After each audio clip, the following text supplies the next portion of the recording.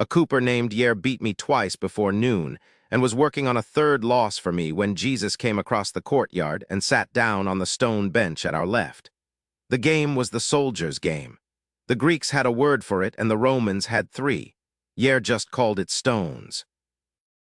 Someone, years before either of us had been born, had scratched the grid into the broad, flat stone that served as the cooper's outdoor work table, and the lines had been deepened over time by other men's nails and other men's cups dragging across them while they thought.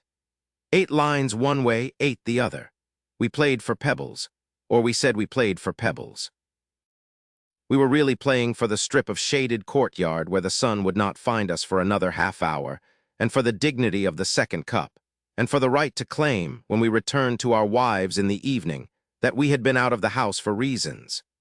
Yer was good at the game. He was good at it because he had been a cooper for 30 years, and the rim of a barrel is a problem of flanking. A bad stave bends one way and you correct from the other side, and the wood holds because 2 pressures have been put against it correctly. Yer's hands knew this without his knowing he knew it. On the board, his pieces gathered like staves around mine. By the third game, my line of stones along the second row was looking less like an army and more like a confession. "Move," he said. "I am thinking. You are stalling. Same posture." I moved. I did not move well. He flanked the stone before I had set my hand down properly. He picked it up and dropped it in the small clay dish at his elbow, where my dead stones from the morning had been gathering like a small civilization that had not understood early warnings. Then Jesus sat down. He did not greet us. He did not greet anyone that day that I saw. He came across the courtyard with the loose-handed walk of a man whose body had been on roads, sat on the stone bench at our left, and looked at the board the way a fisherman looks at a net he did not weave. Yer glanced up. Yer did not stop the game. Yer's gift, that. He could let a thing be present in a courtyard without making the courtyard's small business stop to honor it. He had spent his life around people who needed him to keep working through their grief, and he had decided long ago that the courtesy he could offer a guest was to remain himself. "You play?" Yer asked without looking up from a piece he was considering. "Watch better than I move." "That makes one of you," Yer said and tipped his head toward me. I should have been offended. I laughed instead. We played. Eliav, son of Yos, was at the synagogue again this morning. Yer said, advancing a stone with the slow deliberateness of a man placing a bone in soup, telling everyone the new bath was not deep enough for proper immersion. You can always tell the Pharisees. They care about the depth of water the way other men care about the depth of debt. Eliav has a daughter near marrying age. He does. Then it is not the depth of the water that worries him. It is the depth of the dowry. Now you are thinking. It comes occasionally. Yer clucked his tongue. His brother went the other way, married a Sadducee's daughter. Their wedding last month was so Greek I half expected a flute and a girl in a wig. The priestly families up the slope have decided they would rather quote Aristotle than Hillel. Aristotle does not cost them their share of the meat. I moved. I lost another stone. The dish at Yer's elbow grew. Jesus was watching the board, not us. He had folded his hands on his knees and his eyes were on the place where my line had thinned. He had not said anything. "And then there are the ones in the desert," Yer went on. "I have a cousin who went out to them years back, did not come home for 10. When he did, he had stopped eating meat and started talking like a scroll that had been left in the sun too long. He said the priests in Jerusalem were not real priests anymore. The real priests, he said, were the ones who had gone out. I asked who paid for his bread out there. He said God did. I said God had not yet paid for mine, and could I borrow some? He left within the week. Essenes, among other names, they have arguments among themselves about what they are. I do not interfere with men who disagree about water. The ones in the hills, quiet this year, that is worse, my father used to say. Quiet means knives.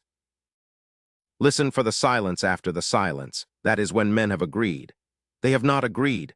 Then they are still arguing about who pays for the knife. I felt Jesus's eyes lift. He did not say anything for a long breath. Then he said, "That one is in danger." He was pointing with his chin. He had not raised a hand. He had only tilted his head a small angle toward my third stone on the 5th row. Yer looked. He grinned. "It is." But he does not yet know which side.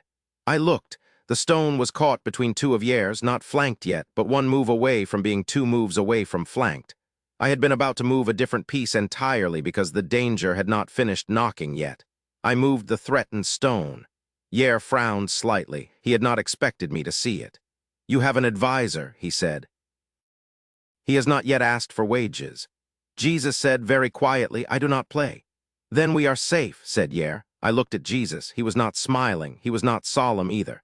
His face had the expression of a man who has been around games before and has watched the same mistake make the same shape on many boards in many courtyards in many years. We played on. The conversation drifted. Yer told the Coopers gossip about the synagogue. Who had argued with whom about the proper reading of which line? Whose son had been studying with which rabbi up the road, and which rabbi had been quietly excommunicated for a position on divorce nobody could remember the exact wording of, but which had something to do with a phrase Shammai's people had used and Hillel's people had not. Which Roman official had been seen drunk at which house, and which family was now pretending the visit had been a coincidence. Whose Pharisee uncle had decided to fast on a Tuesday for political reasons, and whose Sadducee father-in-law had pointedly arrived with bread. I lost 2 more stones. I was paying less attention to the board and more attention to the man on the bench. He was not watching me. He was not watching Yer. He was watching the board the way a man watches a small fire in a metal dish on a cold night. At one point, I had set up a small trap of my own, finally, a fork that would force Yer to choose which of his stones to save, Jesus said. He sees it. He said it under his breath, to the board, maybe to me. Yer did see it. He had seen it before I had finished the move. He took the loss he had chosen rather than the loss I had wanted to give him, and he did it quickly, the way a man pays a small bill to avoid a larger conversation later. I lost the game eventually. I lost it well enough that Yer did not feel the need to be generous about it. He set his stones back into their groove in the stone, swept mine into the dish, tipped the dish into the cloth pouch at his belt, and stood up to fetch more water from the cistern. I sat alone with Jesus for the small space of a man going to a well and coming back. He looked at the empty board. He said, what you did with the 3rd stone on the 5th row was not bad. I had warning. It was still done by your hand. I might have done nothing without the warning. You did not do nothing. I might have said something. I do not remember saying anything. He stood. Yer was coming back with the water. Jesus did not stay for the 2nd cup. He nodded to Yer as he passed and to me and went back across the courtyard the way he had come, with the loose-handed walk of a man whose body had been on roads. Yer set the water down between us. Strange man, he said. Maybe you know him? A little. Better than a little by the look of your face. Better than that, I admitted. Yer filled the cups. We drank. Then he said, he had your move before you did. He said almost nothing. He said enough. The rest he saved you the indignity of hearing. The shadow moved off the bench by the wall. A small girl came through the courtyard with a basket of figs she had picked too early, and Yer scolded her gently and bought 2 anyway. We ate them sitting where Jesus had been sitting, and the stone where he had sat had taken on, for the time it took the figs to disappear, a slight strangeness, the way a chair will hold the shape of a man for a moment after he stands. Yer flicked the last stem into the dust. Same time tomorrow, you will only beat me again. Yes, I came back the next day.